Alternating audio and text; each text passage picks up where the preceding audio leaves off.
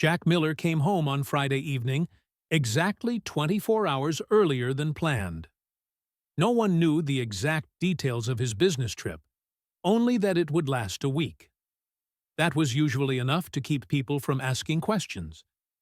He unlocked the door himself. The entryway smelled of oranges and a damp towel. Someone had just stepped out of the shower. A light burned in the living room. The television murmured in the background, but Megan wasn't there. Water ran in the kitchen. He walked in without hurry, set his bag by the wall. Megan stood at the sink with her back to him, hair tied up, wearing a house dress cinched with a thin belt that hung loose on her hips. He noted, without liking the thought, that she didn't startle, didn't even turn. "You're back early," she said before he could speak. "Something came up. I wrapped sooner," he answered, shrugging off his coat. She didn't look around. She wiped the cutting board, turned off the tap. Her voice was even. Her indifference didn't wound him so much as it set him on edge. The pause after his words lasted a fraction longer than usual. Her syllables felt slightly drier. He noticed her gaze slide toward a cabinet. Anywhere but him. Jack sat at the table without taking off his coat. "Is Chloe home?" "She left this morning," Megan said. "Said she has classes till evening, then she's staying at a friend's. She's got finals, some kind of modules. I'm already lost in what they're called." Megan turned off the kitchen light and went to the living room. He heard her sit down and raise the volume on the TV. He stayed in the kitchen, took a bottle of water from the fridge, opened it but didn't drink. He moved to the window. The house was quiet, too quiet. He knew every squeaky step, every switch's click. It wasn't physically uncomfortable, just unwelcoming. He used to feel this place waiting for him. Now, it felt like he was in the way. In the morning, Megan left for the salon. She didn't offer coffee, didn't ask if he would be home, didn't pose a single question, or make the smallest attempt at conversation. He sat in his office going through email when a message arrived from Tara Blake, the company controller. "Good morning, Jack. About this morning's payments. 3 weeks have piled up with a few odd ones. Not critical, but off pattern. Should I walk you through?" he called immediately. "Go ahead." "There are a couple of transfers to a card you didn't authorize," Tara said, skipping preliminaries. "The memos read Project Promotion, but they aren't from the approved folders. One is to a firm not on our vendor registry.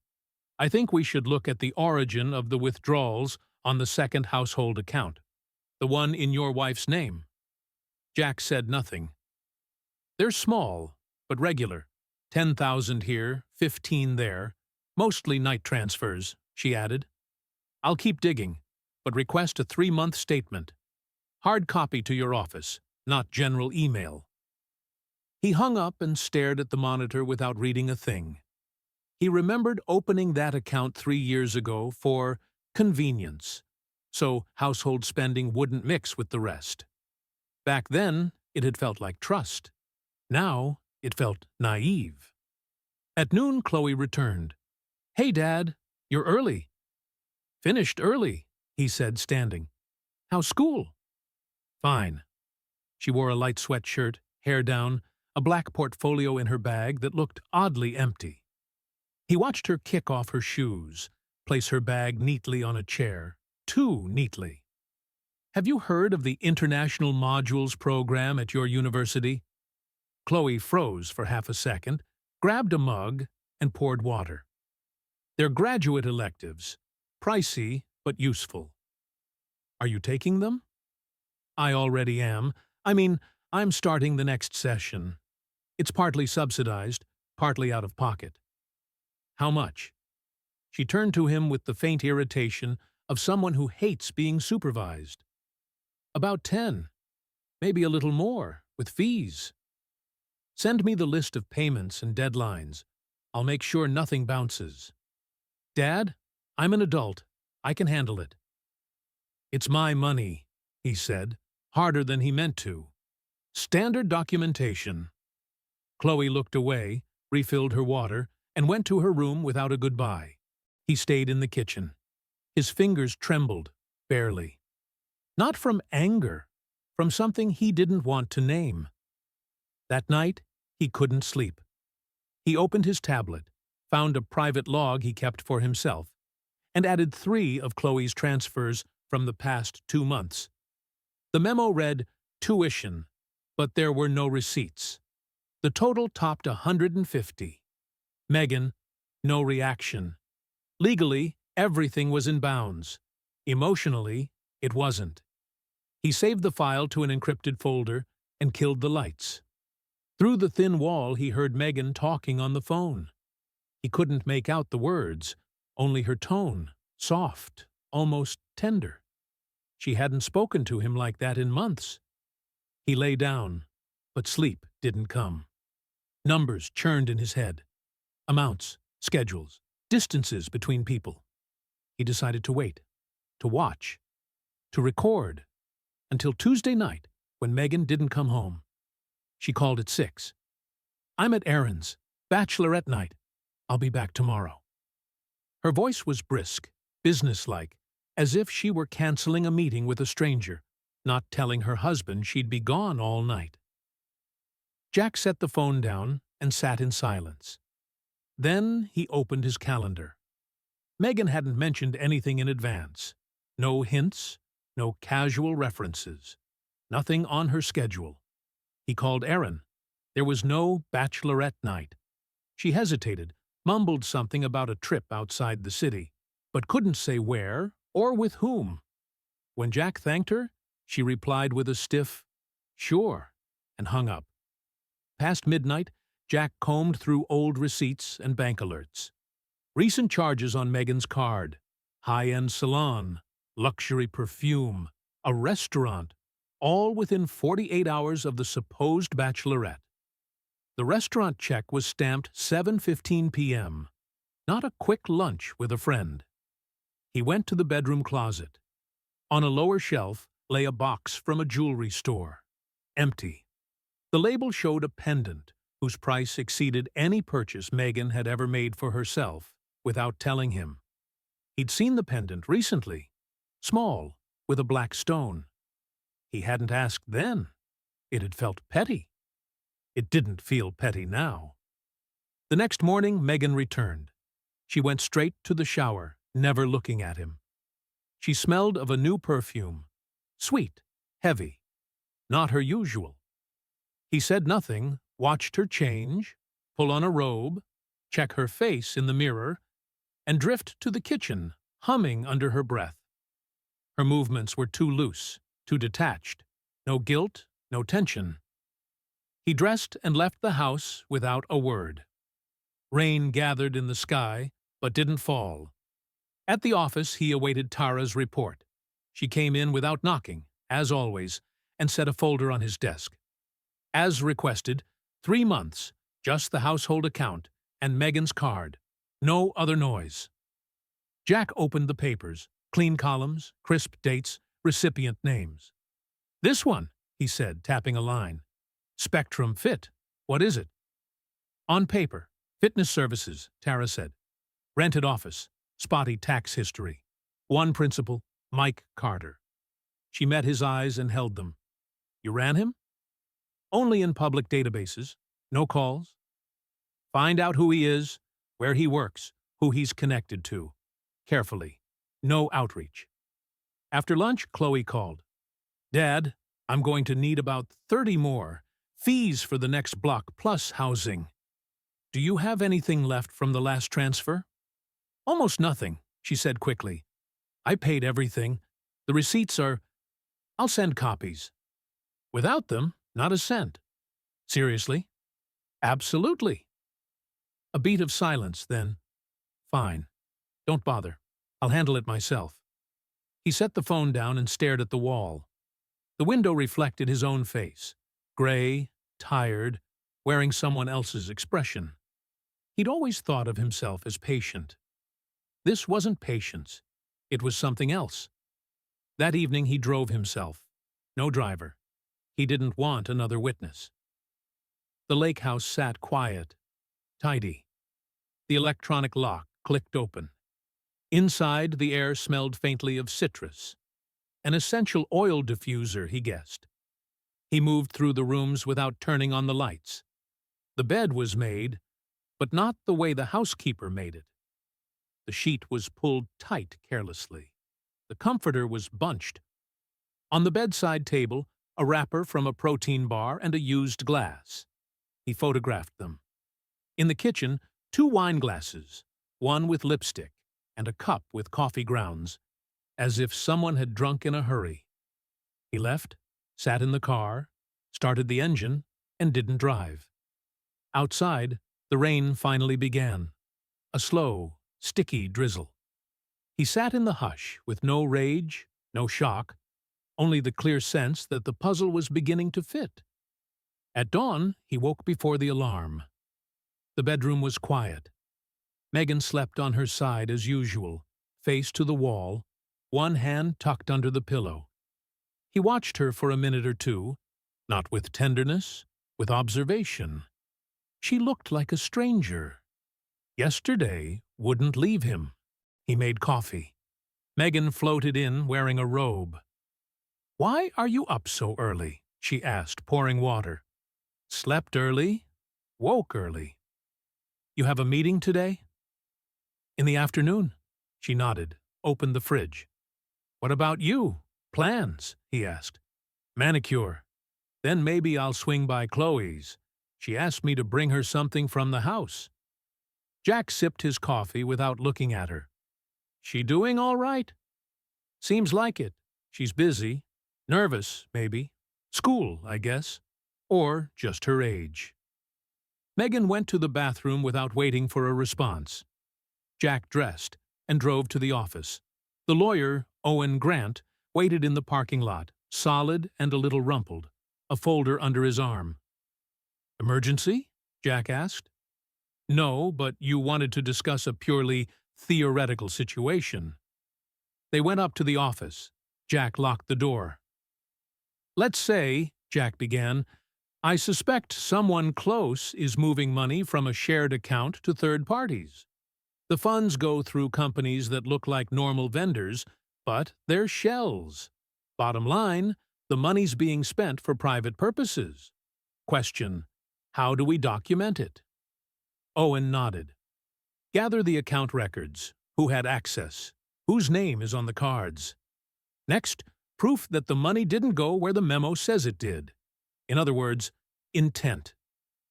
Assume we have it. Then we move to blocking. Power of attorney to a temporary controller, freeze activity, move assets to a reserve. All short of filing. Quietly, quietly. Then do it via a notary. Power of attorney to Tara as acting controller for 3 months, with discretion to freeze transactions. You sign everything here." Jack said nothing for a long beat, then nodded. "Draft it." Owen pulled out the papers. 2 days to prep. On his way back, Jack called Tara. "Pull spending on the lake house account. Service, deliveries, cleaning. Start from the end of last month." "Got it." After lunch, he went to see Chloe, without warning. She opened the door herself. "Dad, what's wrong?" "Nothing. Just decided to drop by. You asked for something from the house?" "Not anymore.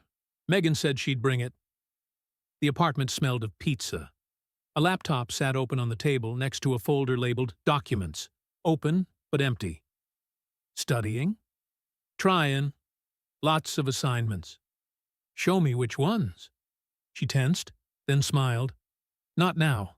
I just started. Later, okay?" "Fine," he said evenly. "Just be careful. Money isn't air." She flushed.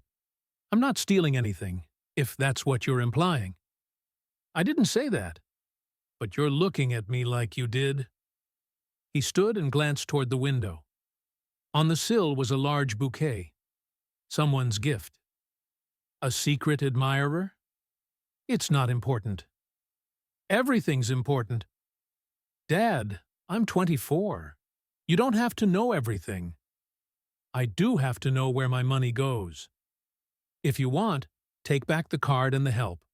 I'll handle it. Do that, he said. Bring it back when you have the receipts. At home, Megan was pan-frying something. How was your day? She asked when he came in. Fine. Where were you? Salon. Then I dropped by Chloe's. Nice time? I only dropped off a bag. He didn't answer. His eyes caught on the pendant around her neck, the same black stone on a short chain. He took a mental note, ate, washed his plate, went upstairs, and sat a long time in the dark. The next morning, he hired a security specialist and, without questions, ordered an extra camera at the lake house with redundant storage and remote access. He rescheduled his evening meeting. Megan slept in another room now, by her own choice, without explanation. It was easier that way. A day later, Megan again didn't come home for the night, this time without a call.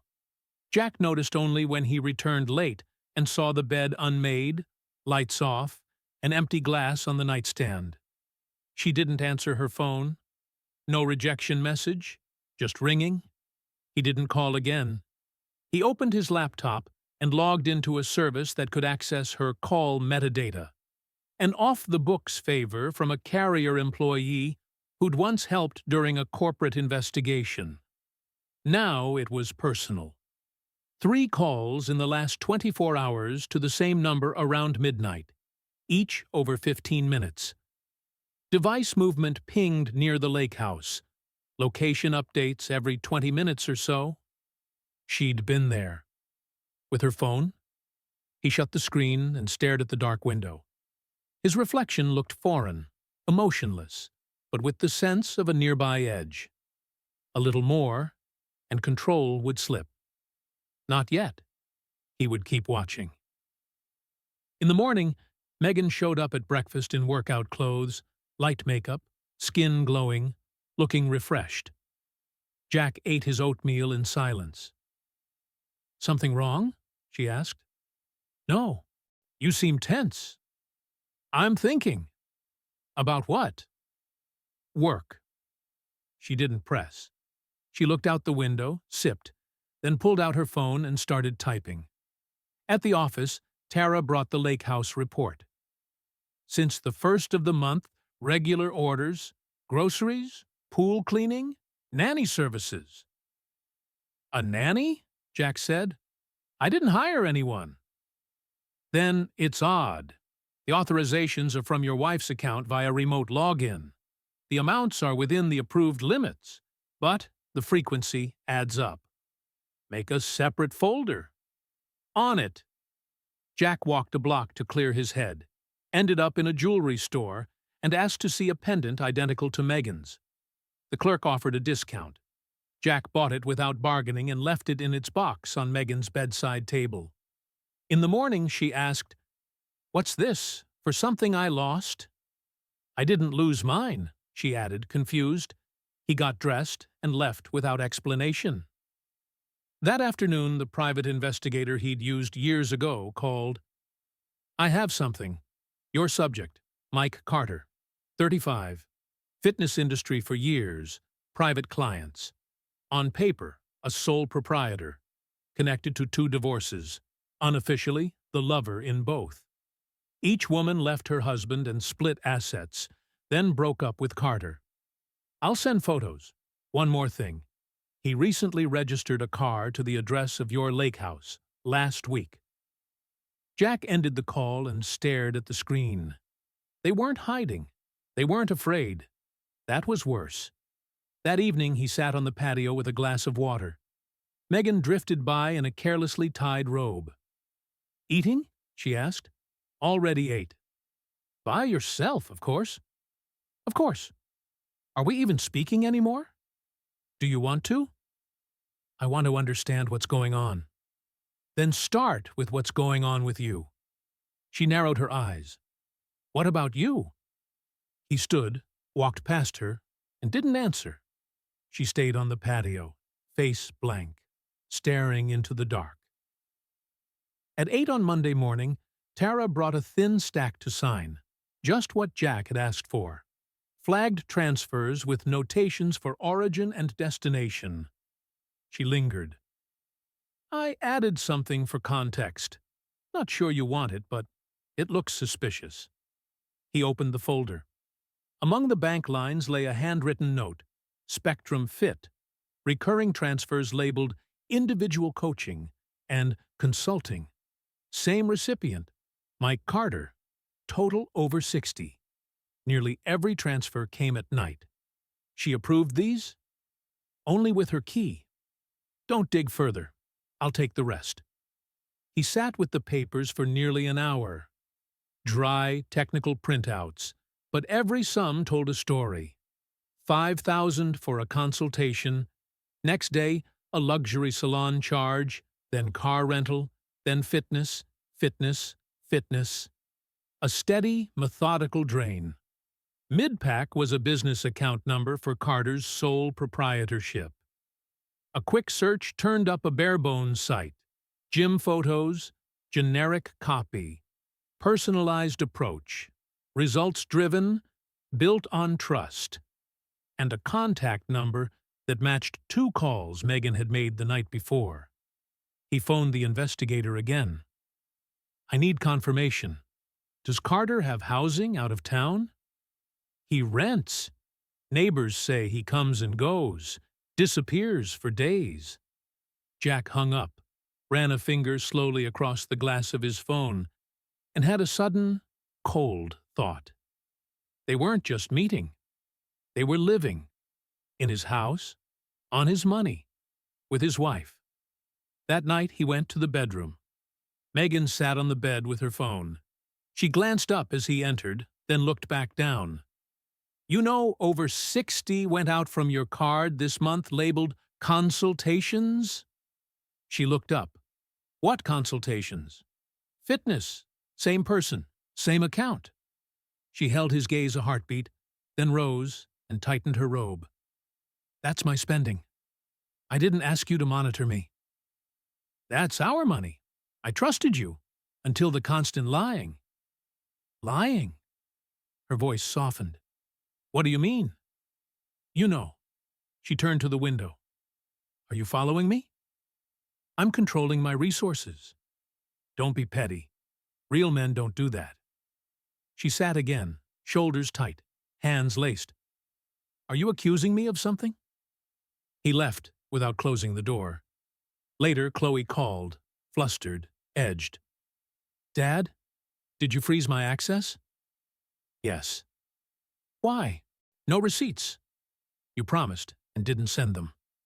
I bought a ticket. I have to leave next week. Everything's paid. I need it now. Then show it, now. She exhaled, silent. Then, fine. I'll send them. That evening, Jack drove to the lake house, alone. The cameras were already recording. He wanted to see for himself. The house was silent, everything in place. He left without touching a thing. Late, Megan texted, Where did you go? I was worried. He didn't answer. The next morning, Megan wandered the kitchen, phone in hand, pretending to read the news. She waited for him to speak. He didn't. At 9, the investigator called. New fragment. Last night, your subject went to a private clinic. Stayed about 20 minutes. We can't pull the patient list, but cameras show him telling the receptionist he was there for his wife's test results. Did he say her name? Number. But he handed over a document. We're trying to capture the monitor image. Jack ended the call and stared at the wall. A woman. Test results. He arrived to pick them up himself. 2 hours later, Megan walked into his office without knocking. You're not talking to me? Is this some kind of punishment? I'm documenting what's happening, he said, closing his laptop. Everything you do has consequences. You sound like a prosecutor. And you live in my house, spend my money, bring a stranger into my bed, and pretend nothing is happening." She was silent, then exhaled, gathering herself. "You know I'm into fitness," she said at last. "That's why you bring a man to our bedroom?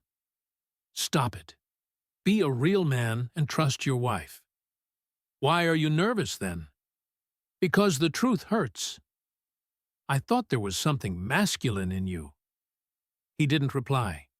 He turned back to his screen. She stood a second longer, then left the door ajar.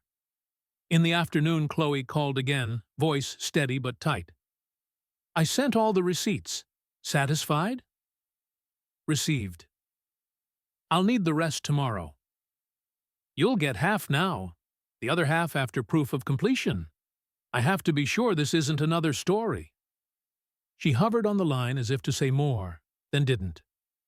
"Sometimes you go too far," she muttered at last. "We're not your employees." "You're wrong," he said. "Money, control, responsibility. It's the same. Only the level of trust changes." He hung up. By evening, the investigator texted a photo, snapped from a guard's phone, an enlarged frame of the clinic monitor. Miller, Megan. Blood work. Suspected pregnancy. Estimated 6 weeks. The timestamp, 2 days earlier. He stared at the image a long time, then went down to the basement, opened the safe, and pulled the original prenuptial agreement. He flipped to the clause on infidelity, the waiver of claims to assets. Megan had insisted on it back then, to be fair. It would be fair now. On Saturday, he left early without telling her. He'd armed the camera beforehand. At 9:47, an alert hit his phone. Movement by the side entrance. A man with a grocery, bay Jack, parked quietly, circled to the back, and let himself in. The house smelled of coffee and eggs. A pan hissed on the stove. Music played softly. Voices drifted from the bedroom. Megan's voice. Then a man's laugh. He walked forward, unhurried. Carter was naked. Megan stood beside him with a glass. "It's too sweet," she said. "I told you to cut it." "You're picky," he teased, taking the glass. "You won't have a sweet life," Megan said, smiling. "Get used to it." Jack shoved the door. It smacked the stop. Both turned. Carter straightened. Megan stood but didn't move. "How charming," Jack said evenly. "Breakfast in bed, in my house, with my money." "Listen," Carter started, "Gee." A minute later, a woman in a robe. Jack hit him once, hard, below the belt. Carter folded, dropping the glass. "Jack!" Megan screamed. "Stop!" Jack grabbed Carter by the shoulder, dragged him down the hall, threw the front door open, and hurled him outside. The man could barely stand. "Get out!" "I won't," Carter began, voice shaking. "Out!" Megan stood in the foyer, pale. "You're insane," she hissed. "No," he said. "I'm removing parasites." "You had no right." "I have every right to everything in this house. You are nothing here." "I'm pregnant. You can't—" "Be gone in an hour," he said. "Where am I supposed to go?" "To Chloe's. To him. Under a bridge. I don't care." "Are you serious?" "Completely." "You're throwing me out when I'm pregnant?" "It's not my child." She dropped her gaze and walked past him slowly, as if hoping he'd stop her. He didn't. 45 minutes later, the front door slammed. Through the window, he watched her climb into a taxi. Jack stayed. He lifted a glass and looked at the print of her lipstick, set it down, and didn't touch it again. The next morning, Chloe came in without warning, keys clattering, a bag on her shoulder. She left. "Seriously? You didn't even try to talk?" He set the file aside and met her eyes. "Chloe, did you know?" "Know what?" "Don't lie." She said nothing. "Did you know they were living at the house I built? That she's pregnant, and not by me? That the money I wired you paid for his car rental and her clinic tests? That's ridiculous." I have documents, video, receipts. She stared at the floor, shoulders rigid. I didn't know about the tests, she said finally. But I knew about him. And you kept quiet. It wasn't my business. Whose was it? She's your mother. And you've always been too hard. That explains nothing. Lies aren't explained, Chloe.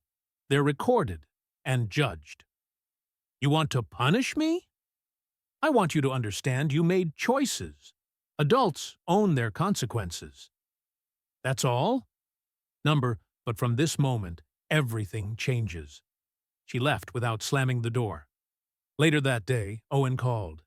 Everything's ready. We file tomorrow. The prenup goes in. Video is separate. The accounts are already frozen per your directive. Her personal accounts are flagged for source of funds review. Carter, nothing we can do yet. He'll make his own mistake. Jack rearmed the lake house surveillance and routed it to an isolated server. That evening, Chloe emailed a file with transaction details. No apology, no explanation. On Wednesday, Megan texted, I'll pick up my things. No drama. She arrived with Chloe, took 2 suitcases, a box, a laptop. Megan never met his eye. At the door, Chloe said quietly, She's not sleeping. She's not okay. She'll adjust, he said. And you? I sleep fine. That night, a camera alert pinged. Carter at the lake house with his own key. He walked through the rooms, paused in the bedroom, took a box from the closet, and left. Jack watched the clip start to finish without skipping. Then he turned off the TV and went to bed. The next day, he asked Chloe to meet at the cafe on the first floor of the business center, a neutral place where they'd once shared lunch every couple of weeks when things were still easy, when she'd laughed at his jokes and said, thank you for every transfer, promised to pay him back.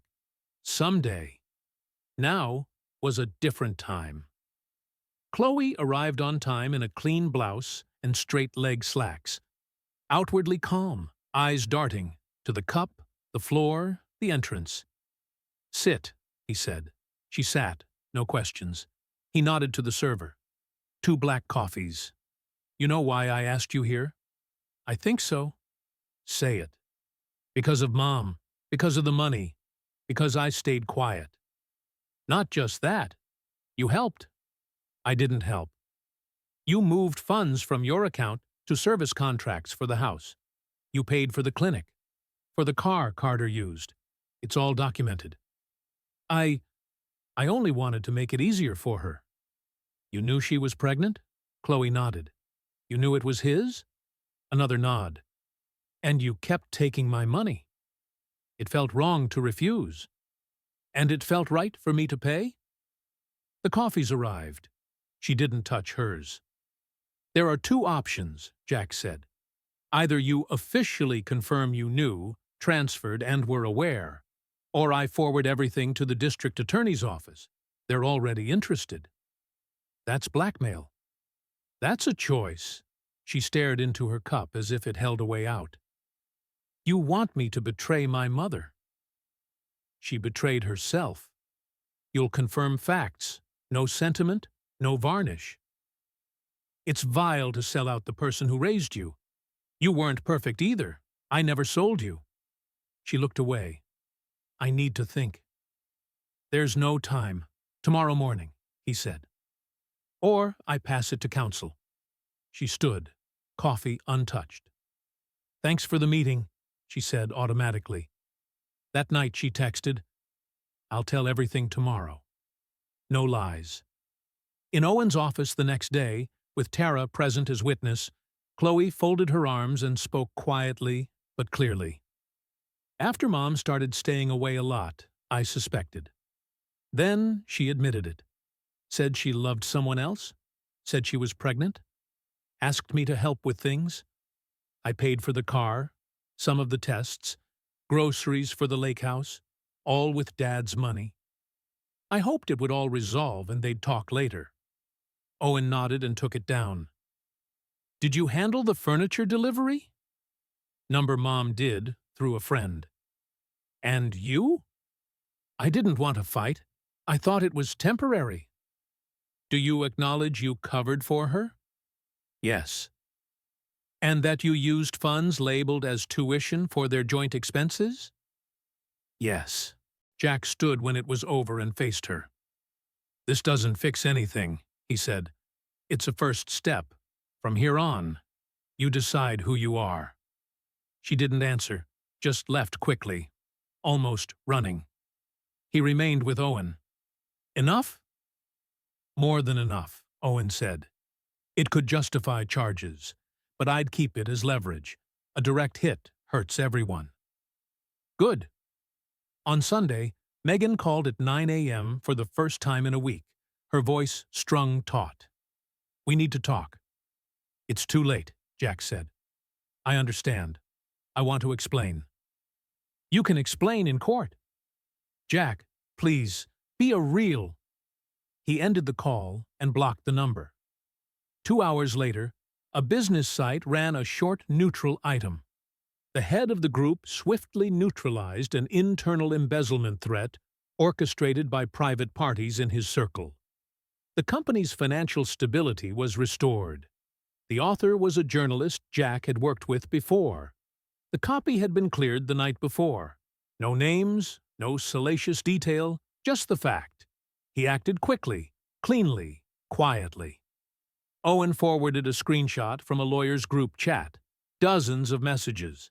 Smart play. No mud, but crystal clear who's in the right. That evening, Chloe emailed a scan of a handwritten statement. I confirm I knew of my mother's relationship with Mike Carter, knew of her pregnancy, and of their cohabitation at the lake house owned by Jack Miller. At my mother's request, I helped conceal these facts, moved funds from his account under a false pretext, and used amounts marked as tuition to cover their shared expenses.